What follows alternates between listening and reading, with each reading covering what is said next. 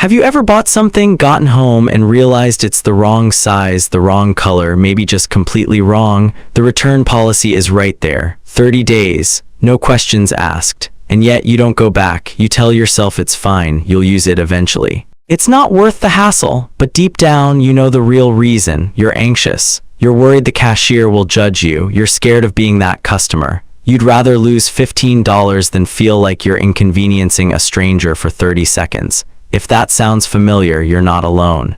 And you're not being irrational, you're people-pleasing. And today we're going to talk about why. Most people think people-pleasing is just about being too nice, too agreeable, too afraid to say no, but it's deeper than that. People-pleasing is a survival strategy.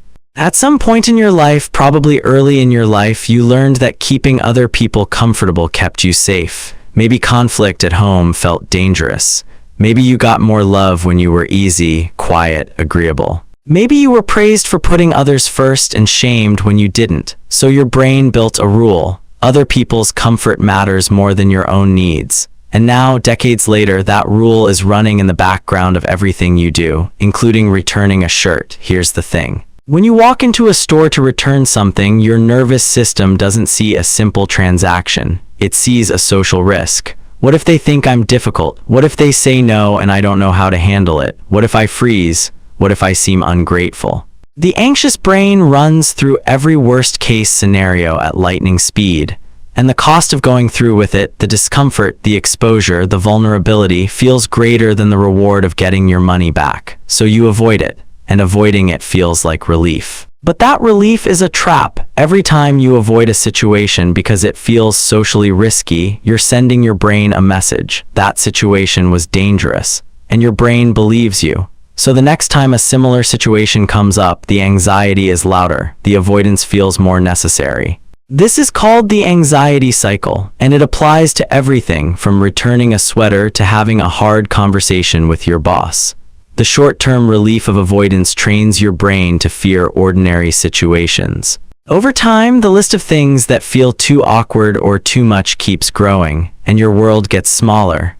Asking for what you're entitled to, even when it's completely reasonable, feels selfish to a people-pleaser. There's a deep, quiet belief underneath all of it. My needs are a burden, not a right, a burden. So when you imagine walking up to that counter and saying, "I'd like to return this," your brain doesn't hear a normal request. It hears a demand, an imposition, something that might make someone not like you.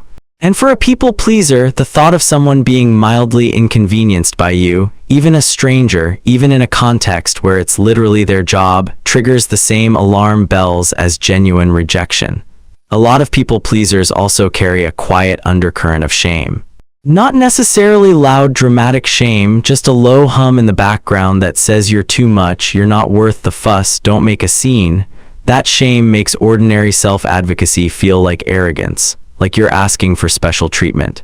Like you're breaking some unspoken rule that says people like you should just be grateful and not complain. So you keep the shirt, you smile when you don't mean it, you say it's fine when it isn't. And every time you do, that voice gets a little louder. The answer isn't just push through it. That can work short-term, but willpower isn't a long-term strategy. What actually helps is starting to question the belief underneath the anxiety. Not the surface thought, "They'll judge me," but the deeper one. My needs are less important than other people's comfort. Where did that come from? When did you first learn that? Was it actually true then, and is it true now? Therapy, especially approaches like CBT or somatic work, can be incredibly helpful here.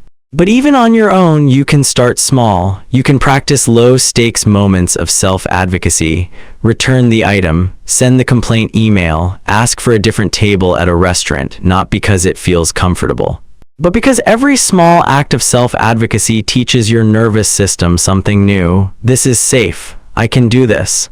My needs are legitimate. People-pleasing doesn't just cost you money or inconvenience, it costs you your sense of self. When you spend years shrinking yourself to keep others comfortable, when you can't even return a shirt without a spiral of anxiety, you lose touch with what you actually want, what you actually think, who you actually are. The goal isn't to become someone who's rude or demanding. It's to become someone who knows that their needs matter, someone who can walk into a store, make a simple request, and not feel like they're doing something wrong. That's not arrogance, that's health. So next time you're standing in your living room holding something you should return, notice what's happening in your body. Notice the story your brain is telling you, and then ask yourself, whose comfort are you really protecting? Because here's the truth. The cashier will forget about you in 30 seconds, but you'll remember the choice you made. If this resonated with you, subscribe. We talk about anxiety, identity, and the quiet ways we hold ourselves back. New video every day.